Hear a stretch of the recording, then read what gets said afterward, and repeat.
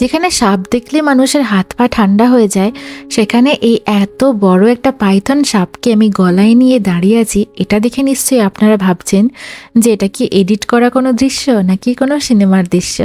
একদমই না, এটা হচ্ছে একদম আমার রিয়েল লাইফের এক্সপিরিয়েন্স একটা। আজকের ব্লগটা শুরু থেকে শেষ অবধি দেখুন, আর এই অ্যাডভেঞ্চার আপনাদের গায়ের লোম খাড়া করে দেবে, এটুকু আমি গ্যারান্টি দিতে পারি। তাহলে কথা না বাড়িয়ে পুরো ভিডিওটা শেষ অবধি দেখতে থাকুন। আর যারা নতুন দর্শক আছেন প্রথমেই সাবস্ক্রাইব করে পাশে থাকুন আমার পরবর্তী ভিডিও দেখার জন্য। Hi everyone, welcome back to my channel with a brand new vlog. So আজকে আমি যাচ্ছি একটা জায়গায় ঘুরতে, আমেরিকায়। তাই ভাবলাম তোমাদেরকেও ঘুরিয়ে নিয়ে আসি আমার সাথে। So let's go with me. দিদি আর দাদাদের সাথে আমরা গেছিলাম সবাই মিলে, তো খুব মজা হয়েছিল। আমরা এখন পৌঁছেও গেছি।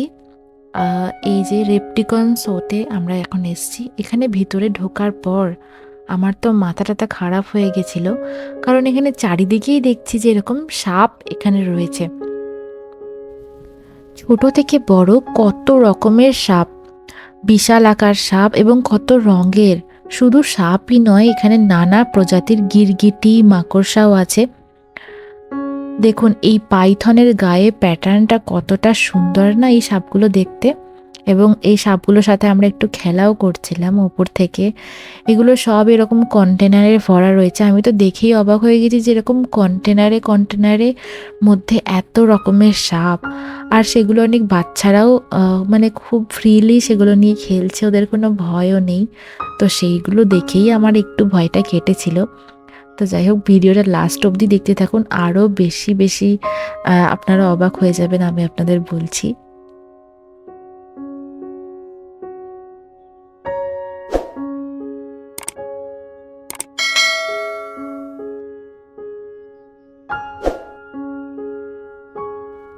আরও যে জিনিসটা আমাকে সব থেকে বেশি অবাক করেছে সেটা হলো এই যে ছোট ছোট কোটোর মধ্যে দেখছেন সাপ, মানে এখানে যত রকমের সাপ আছে সেই সাপগুলো অনেকেই এখানে কিনছে এবং বাড়ি নিয়ে যাচ্ছে, কারণ সেগুলো তারা বাড়িতে পোষে।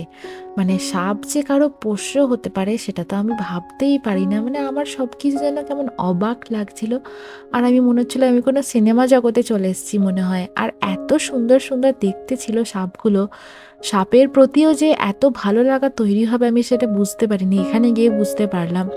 আর সাপগুলো দেখতেও একদম প্রচুর প্রচুর কিউট ছিল। আর প্রত্যেকটা সাপই ওখানে হাত দিলে মুখটাকে তুলছিল, মানে ওরা মানুষের সাথে খেলতে চায়, ইন্টারঅ্যাক্ট করতে চায়, সেটাই ওনারা বোঝাচ্ছিলেন ওখানে। কোন সাপটা কি করে থাকে, কার কি নাম, তো সেগুলোই ওই বক্সের ওপরে লেখা ছিল এবং ওগুলোর দামও লেখা ছিল। কোনোটা $200, কোনোটা $300 এইভাবে ছিল। আবার কোনো কোনো সাপ ছিল যেটা শুধুমাত্র আপনি ছবি তুলতে পারবেন, $5 বা $10 বিনিময়ে আপনাকে ওনারা ছবিটা তুলতে দেবেন, ওটাকে আপনি গলায় নিতে পারবেন বা হাতে নিতে পারবেন। আবার অনেক অনেক সাপ আছে যারা কিন্তু রাগী, তো সেগুলোকে কিন্তু দিতে অভ্যস্ত নয় তারা, তাই বারণ করে দিচ্ছে যে এই এই সাপগুলোকে কিন্তু আমরা ছবি তুলতে দিতে পারবো না, কারণ এই এই সাপগুলো হচ্ছে রাগী, ওরা মানুষের সাথে ইন্টারাক্ট করতে হয়তো পছন্দ করে না। হ্যাঁ, আপনি দেখতে পারেন দূর থেকে ওনারা ঢাকাটা খুলেও দেখাচ্ছিলেন, বাট বলছিলেন যে এই এই সাপগুলোতে হাতে না দিতে। আবার অনেকে দেখছিলাম মানে এই সাপগুলোকে বাড়িতে যেহেতু পোষে তাই এখানে গলায় নিয়েই ঘুরছিল সাপগুলো। তারপরে চলে আসি, গিনিপিগ ছিল, আরও অনেক রকমের সজারু টাইপের আরও আরও প্রাণী ছিল। মানে এইগুলো সবাই বেসিক্যালি কিনতে পারেন এবং বাড়িতে গিয়ে পোষ্য হিসেবে রাখতে পারে, তো সেইগুলি এখানে দেখছিলাম। শুধুমাত্র সাপই না, এখানে অনেক রকমের গিরগিটির অনেক রকমের প্রজাতি ছিল, সেগুলো আবার অনেক কালারিংও ছিল আর দেখতেও খুব সুন্দর ছিল। সেগুলোকেও মানুষ নিয়ে যায় বাড়িতে পোষে, অ্যাকোয়ারিয়ামে সাজিয়ে রাখে, এই ধরনেরও ছিল। আর যতই দেখছি ততই দেখছি পুরো সাপ, মানে চারিদিকে সাপ বিক্রি হচ্ছিল এখানে। আর এগুলো দেখতেও কিন্তু ভালো ছিল। এতগুলো সাপের নামও হয়তো আমি জানি না, বা হয়তো কখনো দেখিও নি এত রকমের সাপ, কিন্তু এখানে শুধু দেখছিলাম যে এত কালারফুল সাপ, মানে সাপও এত রকমের হতে পারে। এও এখে দেখুন আকাশে হাওয়া খাচ্ছিল হা হা করে মুখ দিয়ে। তো এখানে আবার দেখুন মাকড়সা বিক্রি হচ্ছে। ভাবতে পারেন যে মাকড়সাও মানুষ বাড়িতে গিয়ে পোষে, এগুলোকেও কিন্তু তারা বাড়িতে নিয়ে যাচ্ছিল অনেকেই কিনে। এখানে দেখুন ওই ট্যালেন্টুলা, মানে একটা সেই মাকড়সা উঠেছিল না মাঝে একবার, বিষাক্ত খুব কালো মাকড়সা, সেই ট্যালেন্টুলা না কি নাম ও জানি না, ওই সব মাকড়সাও ছিল এখানে। এখানে অনেক রকমের গাছের পাতা বিক্রি হচ্ছিল, বা অ্যাকোরিয়াম সাজানোর জন্য কাঠ যে লাগে, বড় বড় যাদের অ্যাকোরিয়াম আছে বাড়িতে, সেই কাঠ বিক্রি হচ্ছিল। এবার এখানে দেখুন ছোট ছোট্ট ব্যাঙ ছিল, এই ছোট্ট ছোট্ট ব্যাঙগুলোকেও কিন্তু মানুষ বাড়িতে পোষে, সেগুলোও এখানে বিক্রি হচ্ছিল। এবং এখানকার মানুষ এগুলোকে খুব ভালোবাসে, এটা হচ্ছে মেন ব্যাপার, এটা আমার বেশ ভালো লাগে। এই দেখুন এই সাপগুলো সব এখন নিদ্রাচ্ছন্ন হয়ে ঘুমাচ্ছিল। এখানে ছিল গিনিপিগ, এগুলোও খুব সুন্দর কিউট কিউট দেখতে ছিল। এখানে দেখুন ম্যাকাওটা তো বকেই যাচ্ছে নিজের মতন, আর এটা হচ্ছে 90% উলফ, মানে 90% উলফ আর বাকিটা হচ্ছে কুকুর। এই প্রজাতির ছিল এই প্রাণীটা, সেই জন্য একে খাঁচার মধ্যেই রেখেছিল, বাইরে রাখেনি। কিন্তু মুখটা কাচুমাচু করে বসেছিল বেচারার নিচে। এরপর আমরা চলে যাই আরও আরও সাপ দেখতে, এবং চারিদিকে সাপ দেখে দেখে তো আমাদের জাস্ট মাথা খারাপ হয়ে যাচ্ছিল। এবার আসছে সেই মহেন্দ্রক্ষণ, দেখুন একবার কি হতে চলেছে এখানে। আমার তো ভয়ে বুকটা টিপ টিপ করছিল। দিদি দেখছিলাম এই সাপটাকে প্রথমে নিতে আগ্রহী হলো, আর দিদি এর আগেও অনেক সাপ নিয়েছে, আর কুমিরও নিয়েছিল, ছোট কুমির হাতে নিয়েছিল।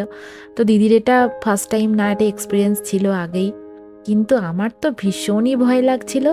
এবং আমি দিদিকে দেখে জাস্ট ইন্সপায়ার হচ্ছিলাম, এবং আমি দিদিকে দেখে শিখে তবেই সাপটাকে নিয়েছিলাম হাতে। দিদি সাপটাকে নিয়ে ভিডিও করলো, ফটো তুলে দিলাম, তারপরে আমি অনেকটা সাহস জুগিয়ে দিদিকে ফোনটা দিয়ে গেছিলাম নিতে। মাই গড, এটা তো ছিল আমার প্রথম এক্সপিরিয়েন্স, প্রথম সাপ হচ্ছে আমি এটাকে নিয়েছিলাম। তো প্রথমবারে আমার ভীষণ ভয় লাগছিল, কারণ এই সাপটার জিভটা আমার একদম হাতের কাছে ছিল, আর মনে হচ্ছিল যেন ও জিভ বার করে আমাকে সুড়সুড়ি দিয়েছে। তো পুরো গাটা আমার শিরশির করে উঠছিল জাস্ট। আমি যখন ভিডিওটা করছি এখনও আমার সেই অনুভূতিটা মনে হচ্ছে, এবং তারপরে আমি হাতটা ভালোভাবে স্যানিটাইজ করে ধুই, তারপরে যেন মনে হয় ঠিক হয়। না হলে আমার ওই জায়গাটা যেন মনে হচ্ছিল সাপটা এখনও ওখানে আছে, ওখানে এখনও শিরশির করছিল আমার। তো যাই হোক, খুব ভালো এক্সপিরিয়েন্স এবং খুব ভালো লেগেছিল আমার, খুব এক্সাইটেড হয়ে গেছিলাম আমি। তারপরে আমার মনে হয়েছিল যে ঠিক আছে, খুব একটা ব্যাপার, মানে কিছুই তো হয়নি, মানে আমি ভাবলাম যে আমি হয়তো অনেক ভয় পাবো, কিন্তু তারপরে দেখলাম যে আমার অতটা ভয় লাগেনি, ভালোই লাগলো ব্যাপারটা। খুব মজা হয়েছিল আমার, আমি তো আনন্দে লাফাচ্ছিলাম যে প্রথমবার আমি জীবনে সাপ ধরলাম। আমি তো বিশ্বাসই করতে পারছিলাম না, যেখানে আমি আমার দিদির একটা টিয়া পাখি আছে সেটাকে কোনোদিন ধরতে পারিনি, বা দিদির বাড়িতে বেড়াল আছে সেটাও কোনোদিন নিতে পারিনি। তো যাই হোক, প্রথমবার জীবনে আমি সাপ ধরলাম, আমার খুব আনন্দ হচ্ছিল। তারপরে দেখলেন নিশ্চয়ই যে একটা টেবিলের মধ্যে একটা কুমিরের একটা প্রজাতি, মানে কুমিরই হয়তো হবে, ছোট্ট কুমির শোয়ানো ছিল। এই সাপটা তো লাউডোগা সাপ, আশা করি আপনারা সবাই জানেন। এই গাছটা আমাদের বাড়িতে একবার পেয়ারা গাছে বেরিয়েছিল, আর এটা গাছের ডালের সাথে যেহেতু মিশে থাকে একদম সবুজ হয়ে, সেজন্য এটাকে দেখাই যায় না। আমি জাস্ট দিদিকে দেখে ইন্সপায়ার হচ্ছিলাম, কারণ দিদি একটার পর একটা সাপকে কত সুন্দরভাবে হ্যান্ডেল করছিল, মানে কোনো ভয় ভীতু ছাড়া সাপটাকে আদর করছিল। খুব ভালো লাগছিল সেটা আমার দেখে।